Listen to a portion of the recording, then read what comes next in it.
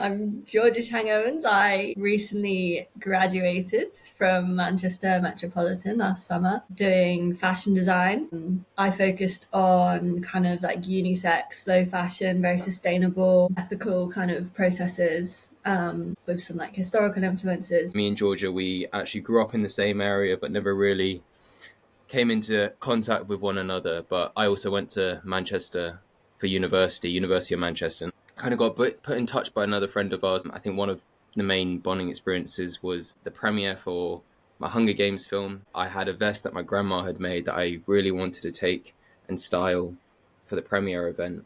And I asked Georgia to basically make the rest of the outfit. And she did just an incredible job. It was really, really cool. I don't know how you found fabric that was exactly the same color, and Yeah, then the that was stitching quite was good. beautiful. That was quite a good Um, like coincidence, I think.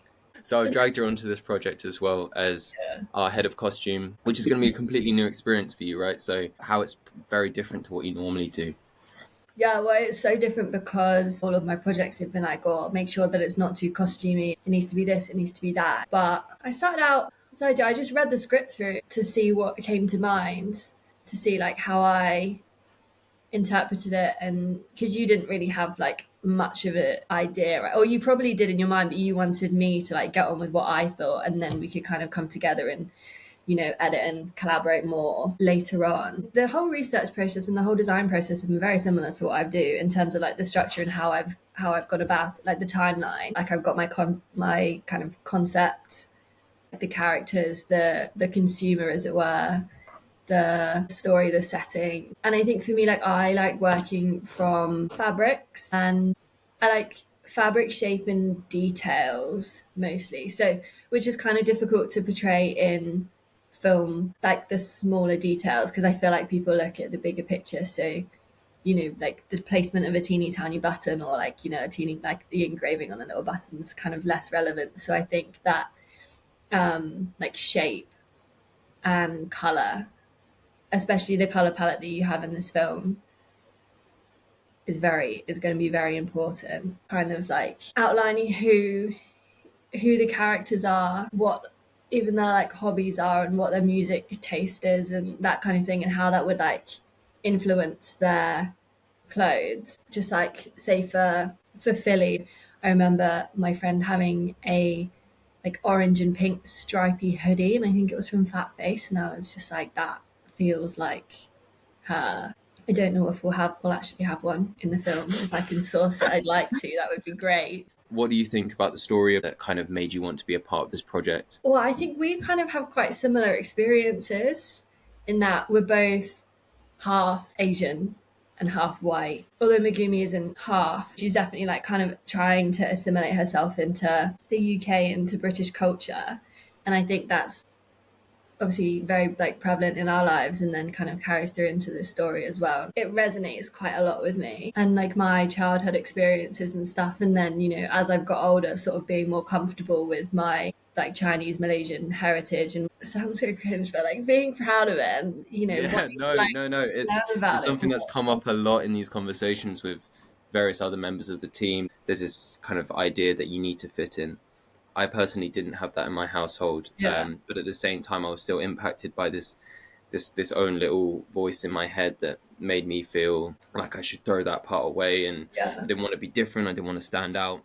no, So it massive. is really interesting that we both share that story, and we share it in the same town as well. Like we grew up in the Yeah, same town, and it would have been nice to meet you earlier if I had another yeah. Asian friend kicking around. But yeah, that a sense of pride, a kind of a reclaim of that identity is Mm, like is a motivation for even writing this film, right? yeah, I was sure as well when I approached you that this is a project that you would connect to, that you would yeah. feel comfortable with, and we've spoken a lot about of our experiences at school. I never felt like Asian because I've grown up in such a white society, like, so I never really like thought about it so much. And then there's just like the occasional kind of thing, and I'm like, oh yeah, I forget, because someone's pointed out, and like maybe it means nothing, but maybe like some kind of way they've just noted that you're not that you don't look like them. Your of identity, of ethnic identity, especially. Where do you see the change now in fashion? Is there a change, and what's that looking like? I think massively. Everybody is so much more accepting of designers from all over the world. We have so much more access to fashion and designers and kind of images and other people's cultures from, from all over the place. I think it's like a very topical film in kind of the fashion world because, Japanese fashion is having such like a big moment Yeah, at the moment. the two Japanese characters in our film, Megumi and Maki, we've spoken about how we want to have that Japanese influence in very subtle, because Mhm. Japanese fashion is tends to be quite minimalist. Yeah. Um, what kind of things would immediately come into mind when we wanted to kind of have that? Um, Well, I think so.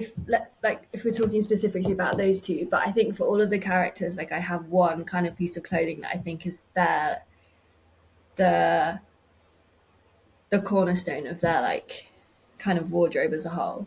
So for Megumi, I mean, I know that we've discussed her having like some kind of bracelet, which will then carry through to the animated characters as like a very subtle kind of reference to her and her family. But yeah, so I think for her it's mostly the bracelet, but then I'd like to have a lot of her wardrobe echoed in or echoes Mackie's, just because I think, she seems like she respects her mom and like they do get on and they have like a good relationship. So I'd like to have a lot of kind of similarities between them, and I think just like a very smart minimalist, almost still sort of uniform-esque style, or like a more casual but still a shirt even when she's not at school, because I feel like she would Mm. still be wanting to present herself well. And I think similar with Mackie. Obviously, fashion and the way you style yourself is such a big part of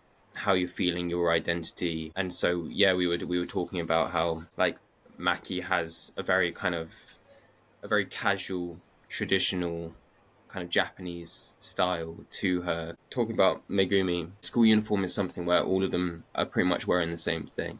And it's a Yeah, great opportunity actually in the uniformity to be able to show personality. you really took a liking to the vest that I've drawn. And I think that kind of, again, like she's got a little, it's still like this navy school jumper, but it's like a little bit more her. Also is like a point of difference to the other like much more classic uniforms that the other girls will be in.